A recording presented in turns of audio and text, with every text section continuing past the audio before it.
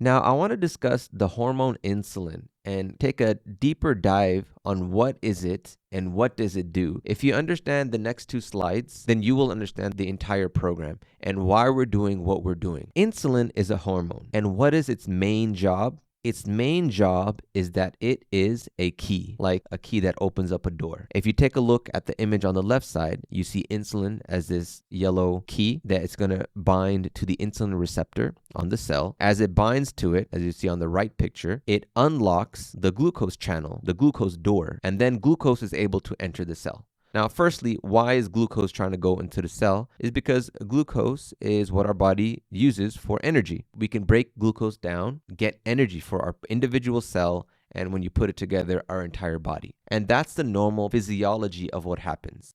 There's 2 points that you need to remember about insulin. The higher the blood sugar rises after a meal, the more insulin is released. The higher the blood sugar rises after a meal, the more insulin is released. If you eat something that is not too much sugar in it, but has a little bit of carbohydrates or a little bit of glucose in it, then your body's not going to need that much insulin to release it in order to get it into the cells so that it can use it. But if you eat something that significantly increases the blood sugar, especially if it's really refined, you get a surge of blood sugar in the blood. Now, as this surge happens, and these surges are called sugar spike or glucose spike, then your body's going to pump a significant more insulin into the body. Keep that in mind, and that'll come on the next slide. The second thing is that inflammation contributes to insulin resistance. So if you're eating things that are very pro-inflammatory, it's going to contribute to your insulin resistance. With that in mind, let's take a look at some pathophysiology. When you eat some food, any food, it goes through your digestive system into your small intestines. There, the food is broken down and then absorbed in your bloodstream. As you see the picture, which is there's a blood vessel with those white little dots there. Those white dots are glucose. So there's a lot of glucose in the blood. So that's a good thing. That's how we get energy. As there's a whole bunch of glucose in the bloodstream, this signals to the brain, hey, we have a lot of glucose in the blood. Let's activate the pancreas, which is the yellow pancreas in this picture.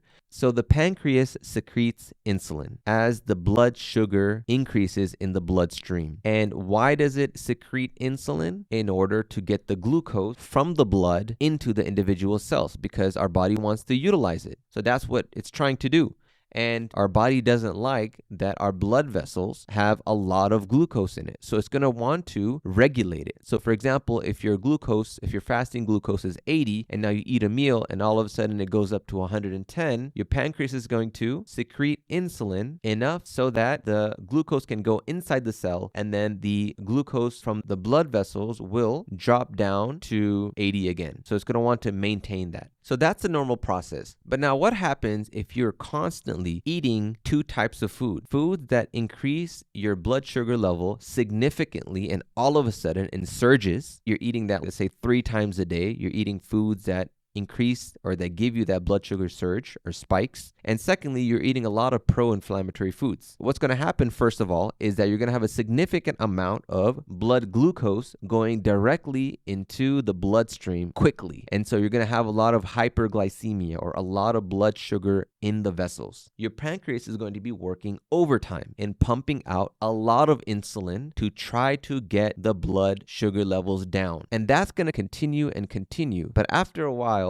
it's difficult to keep up because let's say you're constantly eating things that have a high glycemic index, or what that means is a high spikes or high surges, or you're eating a lot of pro-inflammatory foods. So what happens is the body is going to start to find solutions to try to get the blood sugar in the blood vessels down. So what happens is it starts storing glucose in the liver, in the muscles, and specifically in around the abdomen. It goes to the liver and it'll store it in something called glycogen storage. So that's just a storage form of glucose. We'll store it here, we'll store it here, so that maybe sometime in the future we can utilize it more. But the priority is to get get the blood sugar levels down, because that could be very dangerous. Why is that dangerous? Think about it. If there's a lot of sugar in your blood, think about normal water and then think about the viscosity of like syrup. It's very thick. So you'll have relatively thicker blood, and thicker blood, number one, you won't get as much as flow, and you won't get therefore oxygen and nutrients where it needs to go because there's not much flow. And then there's more of a propensity and likelihood of clots happening. Clots perhaps in the heart, which is a heart attack, clots in the brain, which is a stroke, clots in other places in the body. Okay, so it really causes a lot of trouble. So the body really is a priority to get the blood sugar levels down by storing it anywhere it can. So it stores it in the liver, it stores it in the muscles, and it stores it in the abdomen, specifically as fats. Now, if you note, every single area in the body basically is pretty tight and compressed and compact. So you don't have much space to work with, except for the abdomen. In the abdomen, you have actually a lot of space, and moreover, you can get more space by expanding it. So what will happen is that the insulin will eventually convert the glucose to visceral fat, or fat that's specifically in the visceral area, the abdominal area. And again, the goal is one thing. The goal is to get the blood sugar levels down. Now, what happens after a while is that the insulin receptor, if there's all this insulin happening, there's all this insulin everywhere because the body's just working overtime pumping insulin. And so the insulin receptor, it starts becoming a little bit less sensitive to insulin because there's insulin everywhere. It's getting tired. And so now another problem is not only that there's a lot of glucose here, and now there's a lot of insulin trying to get the glucose in the cell. Now the insulin receptor, like the keyhole, is getting a little bit rusty, or it's getting worn out by being overworked. So then insulin resistance starts to occur, meaning that the body itself no longer is responding in the same manner to insulin that it would before. So insulin is being pumped out, and now the cells aren't listening. They're not opening the door to glucose to come in. So what happens? Glucose just stays outside in the blood vessels, which is number one, very dangerous. And then there's all this extra insulin all over the body now, unable to do its job, just floating around, and it'll go around and cause a lot of other issues. And this is where insulin resistance begins. The inside of the cell is no longer accepting glucose because the insulin receptor is just done and fatigued and tired. And so inside the cell, they're glucose starved. Remember, we need some glucose for energy. So inside the cell, it's starved, but extracellularly, meaning outside the cell, there's a whole bunch of glucose. It just can't come in because the insulin receptor is now worn out. So your body detects that inside the cells, there's not much glucose. So what does your brain tell yourself? It tells you to eat more carbs, eat more sugars, because I know there's glucose in there.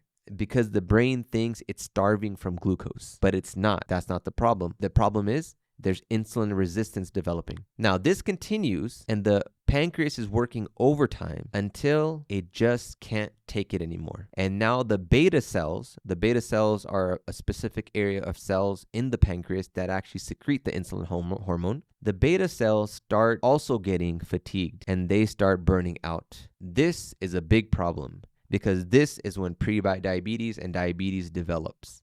And then from here is just the spectrum of how damaged the pancreas is, how damaged the beta cells are, and how insulin resistant are you, and how much insulin can you produce. So a very advanced diabetes, there's insulin insufficiency where the pancreas can no longer make insulin by itself. It's just the beta cells are completely destroyed. So that's one extreme. The opposite extreme is there is a person that they're healthy, they don't have diabetes, they don't have pre-diabetes. They may even be somewhat skinny, but have a little bit of fat, specifically in the abdominal area, and they may get cravings for sugar and carbs. So this person, although they're on the spectrum of having insulin resistance, our current medical model would not tell this person anything because they're not sick yet. This is the main source of the problem. What's the result? The result is insulin resistance, which leads to diabetes, which leads to problems and more problems.